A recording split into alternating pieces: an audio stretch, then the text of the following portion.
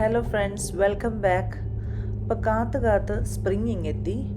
പക്ഷേ സ്പ്രിങ്ങിൻ്റെ വല്ല ലക്ഷണവും വെളിയിൽ കാണുന്നുണ്ടോ എന്ന് നോക്കി. എല്ലാ മരങ്ങളും ഇപ്പോഴും കുറ്റിച്ചൂല് പോലെ തന്നെ നിപ്പുണ്ട്, ഇലകളൊന്നും ഇല്ലാതെ.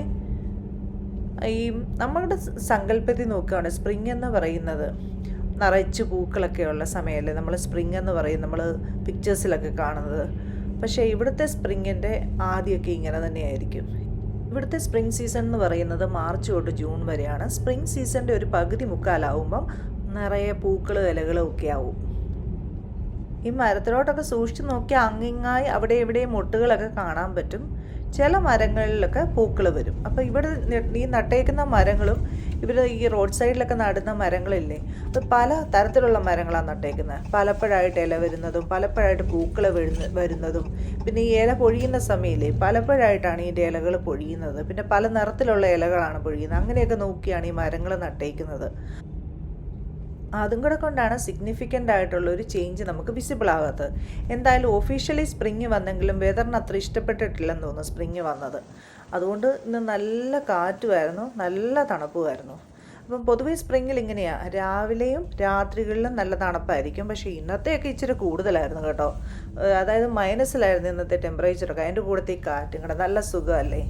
അപ്പം പിന്നെ ഉച്ച കഴിയുമ്പോൾ ഒരു വൈകുന്നേരത്തോടെ എടുക്കുമ്പോൾ ഇത്തിരി ഒരു ചൂട് കിട്ടും. നല്ല വെയിലൊക്കെ കാണും ഹോൾ ഡേ, പക്ഷേ ചൂട് കുറവായിരിക്കും ഈ വെയിലിന്. അത്രയേ ഉള്ളൂ പ്രശ്നം. അപ്പോൾ ഞാനിപ്പോൾ പോകുന്നത് പോസ്റ്റ് ഓഫീസിലേക്കാണ്. എനിക്കൊരു പാക്കേജ് റിട്ടേൺ ചെയ്യാനുണ്ട്. അപ്പോൾ പോസ്റ്റ് ഓഫീസിൽ നമ്മുടെ വീട്ടിൽ നിന്ന് നടക്കാനുള്ള ദൂരമേ ഉള്ളൂ കേട്ടോ. പക്ഷേ പള്ളിയിൽ നിന്ന് വന്ന വഴി എന്നാൽ ഇത് ഒന്ന് ഡ്രോപ്പ് ചെയ്തിട്ട് പോകാമെന്ന് വെച്ചു. ഈ തണുപ്പത്ത് നടക്കുന്ന ഇത്തിരി ബുദ്ധിമുട്ടായി, കാറ്റും കൂടെ ഉള്ളപ്പോഴേ നടക്കാൻ ഇത്തിരി മടിയാണ്. അപ്പോൾ എന്നാൽ പാക്കേജ് ഒന്ന് ഡ്രോപ്പ് ചെയ്തിട്ട് വരാം. പോസ്റ്റ് ഓഫീസ് കാണിച്ചു തരാവേ. ഈ റൈറ്റ് സൈഡിൽ കാണുന്നതാണ് ഞങ്ങളുടെ പോസ്റ്റ് ഓഫീസ്. പോസ്റ്റ് ഓഫീസിൻ്റെ അകത്ത് അങ്ങനെ വീഡിയോ ഒന്നും എടുക്കുക നമ്മൾ ഒന്നുമില്ല, ഭയങ്കര ഈസി കേട്ടോ. ലൈനിൽ നിൽക്കുക, ഡ്രോപ്പ് ചെയ്യുക, പോരുക, അത്രയേ ഉള്ളൂ പരിപാടി. അപ്പോൾ അതാ പോസ്റ്റ് ഓഫീസിൽ കൊണ്ട് ഡ്രോപ്പ് ചെയ്തിട്ട് നേരെ ഞാൻ വീട്ടിലേക്ക് പോയി. എൻ്റെ ബ്രേക്ക്ഫാസ്റ്റ് കണ്ടോ, നമ്മുടെ കുമ്പിളപ്പം.